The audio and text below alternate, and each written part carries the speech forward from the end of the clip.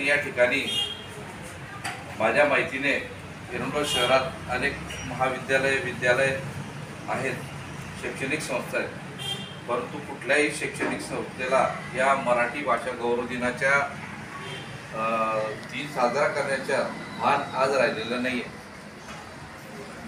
सर्वप्रथम आपण जी पण पिढी आहे ही मराठीतच बोलणार आहेत आणि मराठीतच आपल्याला व्यवस्थितपणे एकमेकांशी संवाद साधता येतो. मराठी ही राजभाषा देखील आहे आणि आताच माननीय या देशाचे प्रधानमंत्री नरेंद्रजी मोदी यांनी तिला अभिजात भाषेचा दर्जा दिला. म्हणजे काय केलं तर याच्या अगोदर एक 4-6 भाषांना तो दर्जा होता, परंतु या आपल्या भाषेचा इतिहास काढल्यानंतर लक्षात आलं की 1500 ते 2000 पूर्वीची भाषा आहे आणि म्हणून या भाषेला हा दर्जा दिला पाहिजे असं आपल्या सर्व महाराष्ट्राच्या नेत्यांनी, कार्यकर्त्यांनी, साहित्य चळवळीमध्ये काम करणाऱ्या लोकांनी पाठपुरावा केल्यामुळे तो मागच्या वर्षी मिळाला आणि खरोखरच आपल्याला आनंद झाला. आपण या ठिकाणी ज्ञानेश्वर माऊलींचं पूजन केलं. त्याचं कारण असं आहे की या संपूर्ण देशामध्ये मान्यता प्राप्त किंवा आपल्या संस्कृतीमध्ये असलेला ग्रंथ म्हणजे भगवद्गीता. त्या भगवद्गीतेचं संस्कृतमध्ये सर्व भगवद्गीता होती आणि त्याच्यातले काही अर्थ हे सामान्य माणसाला उमजत नव्हते, कळत नव्हते आणि म्हणून ज्ञानेश्वर माऊलींनी आपल्या या संपूर्ण महाराष्ट्रावर, आपल्या हिंदू संस्कृतीवर एक उपकार केला की एक सार्थ ज्ञानेश्वरी लिहिली. सार्थ ज्ञानेश्वरी काय हो, जे ज्ञान गीतेतलं आहे ते ज्ञान सोपं करून सामान्य माणसाला समजेल, उमजेल असं मराठीमध्ये सादरीकरण केलं आणि त्याच्यामुळे संत ज्ञानेश्वर माऊली हे तुका झाला म्हणजे ज्ञाने या रचला पाया आणि तुका झाला शिकळ. म्हणजे ज्ञानेश्वर माऊलींनी हा पाया आपल्या या ठिकाणी महाराष्ट्रामध्ये रचलेला आहे. या महाराष्ट्रावर माऊलींचे खूप उपकार की त्यांनी आपल्या या सर्व समाजाला एक चांगलं दिशादर्शन केलेलं आहे.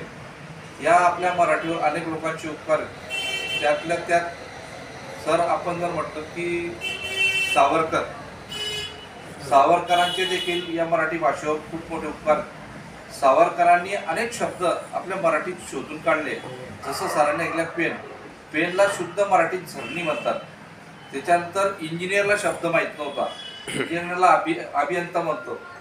आणखी 2 गोष्टी अशा आहेत की त्या सामान्यपणे आपण बोलतो पण ते तर मराठीत कोणालाच बोलता येणार नाही. एक शब्द आहे आईस्क्रीम. आईस्क्रीमला शुद्ध मराठीत म्हणायचं असलं तर दुग्ध शर्करायुक्त घनगोल गट्टू एवढा शब्द आहे. दुग्ध शर्करायुक्त शीत घनगोल गट्टू असा आईस्क्रीमला शब्द आहे. दुसरं एक आपण नेहमी सहज बोलतो रेल्वे स्टेशन. कोणालाच माहिती नाही रेल्वे स्टेशनला मराठीत काय म्हणतात, तर मराठीत त्याला म्हणतात अग्निरथ अमन गमन स्थळ. म्हणजे आपली मराठी भाषा इतकी अलंकाराने नटलेली आहे, विविधतेने नटलेली आहे, तिची इतके कंगोर आहे की त्याचा अभ्यास जेवढा केला तेवढा कमी आहे. अगोदरच्या वक्त्यांनी खूप चांगली सरांनी लांडगे सरांनी ज्येष्ठ आपले सहकारी त्यांनी खूप चांगली माहिती सांगितली. प्रवीण बोधचा अभ्यास त्यांनी चांगली माहिती सांगितली. तर या मराठीची गोडी जी आहे ती वाढली पाहिजे. आजकाल खूप या इंग्रजी माध्यमांमुळे विषण्ण अवस्था आहे. एका नातवाला माझ्या मी सांगितलं की जा बाजारात दामो कापून घेऊन 37 रुपयाचं येईल म्हटलं. ते 37 म्हणजे किती, त्याला 37 सांगावं लागलं. म्हणजे मला इतकं वाईट वाटतं की त्याला आपल्या घरांमध्ये मराठीचं सर्व बोललं जातं तरी याला 37 म्हणजे काय हे समजत नाही. म्हणजे अशा प्रकारे मराठीचा ऱ्हास होतोय आणि सरांनी सांगितल्याप्रमाणे ही आपली मातृभाषा नामशेष होईल की काय अशी भीती आहे. कारण की आजकाल जर आमच्या एखाद्या पाल्याने एखाद्या मुलाला मराठी चॅट पाठवलं तर त्याला असा मागासल्यासारखं बघतात बाजूशी झाली आणि त्याला का तुमची तर कुवत चांगली आहे पण मग तुमची त्या मुलाला इंग्रजी चॅट का पाठवत नाही. म्हणजे जर तो एखादा पालक मराठी चॅट पाठवला तर त्याला टॉर्चिंग इतकी केली जाते की त्याला नाईलाजाने इंग्रजी शाळेत आपल्या पाल्याला पाठवावं लागतं.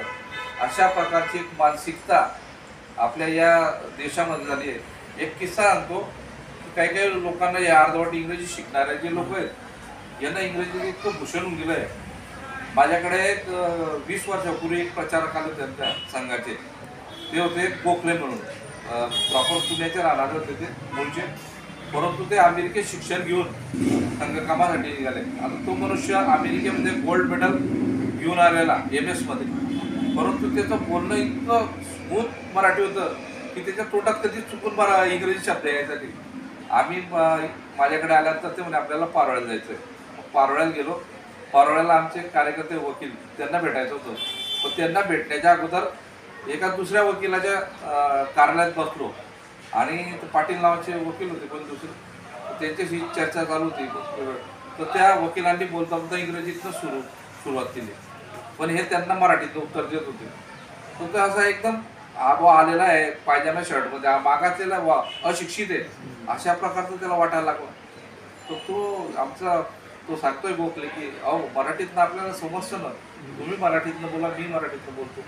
तर त्याला ते उमगत नव्हतं, त्याला असं वाटत होतं, त्याला असं वाटतं की हा गावंढळ आलेला आहे म्हणून त्याला जोर सुटत होतं. परत इंग्रजीत बोलायला लागला. आणि ज्यावेळेला यांना मी सांगितलं की तुम्ही बोला तर मलाही येतं थोडंफार, याने जेव्हा बोलायला लागला तर त्याला ठार काहीच कळायचं नाही, कारण त्याची जी लँग्वेज होती ती इतकी वरची होती की त्या वकिलाला काहीच कळलं नाही, तो शाळांगत आला. मग त्यावेळेला तेव्हा आमच्या त्या कार्यकर्त्यांनी सांगितलं की असं नाही आहे की आपण शिकलो याचा अर्थ इंग्रजी बोललोच नाही. अहो आपली इतकी गोड भाषा आहे मराठी, मराठीतनं संवाद साधूया. तर सांगायचं म्हणजे मराठी बोलणारे ही आणि आपल्यानंतर जस्ट एक 10-20 वर्षानंतरची शेवटची पिढी राहील की काय अशी भीती वाटते. आणि म्हणून आपल्या सर्वांना मी आग्रह करेन की मराठीचा आपण जास्तीत जास्त प्रचार प्रसार करावा. मराठीसाठी आता आपण सुरुवात केलेली आहे. पुढच्या वेळेला प्रवीण भवानी सर आपण काहीतरी एक वेगळा मोठा कार्यक्रम घेऊ जेणेकरून जास्त लोकांना त्याच्यामध्ये समाविष्ट करता येईल. कारण की वाचनालयाचं उद्दिष्ट तेच आहे की लोकांनी आलं पाहिजे, वाचन केलं पाहिजे, वाचन संस्कृती वाढली पाहिजे आणि या वाचनातनं आपला स्वतःचा विकास होताना या राष्ट्राचा देशाचा विकास झाला पाहिजे अशा प्रकारचं आपलं उद्दिष्ट आहे. आणि म्हणून मी सर्वांना पुरुष मराठी दिनाच्या, मराठी गौरव दिनाच्या आपल्या सर्वांना शुभेच्छा देतो आणि माझं बोलणं थांबवतो. जय हिंद, जय महाराष्ट्र.